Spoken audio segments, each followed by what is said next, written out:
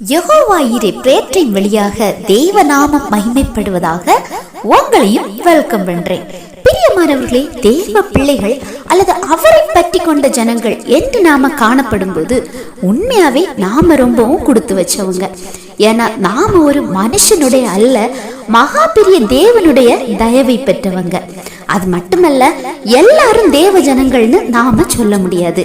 எதனால அப்படி நாம பார்க்கும்போது, இஸ்ரவேல் ஜனங்களை பற்றி ஆண்டவர் கூறும்போது லேவியராகமம் 20:26 படி நீங்கள் என்னுடையவர்களாய் இருக்கும்படிக்கு உங்களை மற்ற ஜனங்களை விட்டு பிரித்தெடுத்தேன் அப்படி நாம பார்க்கிறோம்.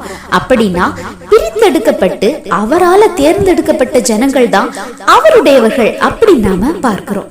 எனவே நாம அதற்கேற்ற வகையில நமது தேவனை பிரியப்படுத்தும்படி நாம வாழ வேண்டும்.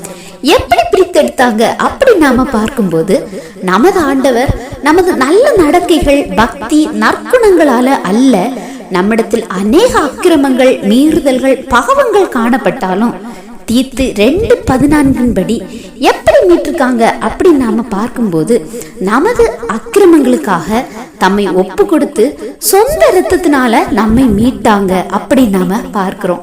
எதற்காக பிரித்தெடுத்தாங்க அப்படி நாம பார்க்கும்போது, நற்கிரியைகளை செய்ய பக்தி வைராக்கியம் உள்ளவர்களாகவும் நாம வாழும்படி, நம்மை சுத்திகரிக்கும்படி நமக்காக தம்மை தாமே ஒப்பு கொடுத்தார் அப்படி நாம பார்க்கிறோம்.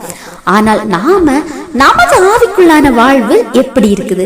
இந்த மீட்புக்கு நாம தகுதியானவர்களா வாழுறோமா? உங்களை ஆராய்ந்து பாருங்க.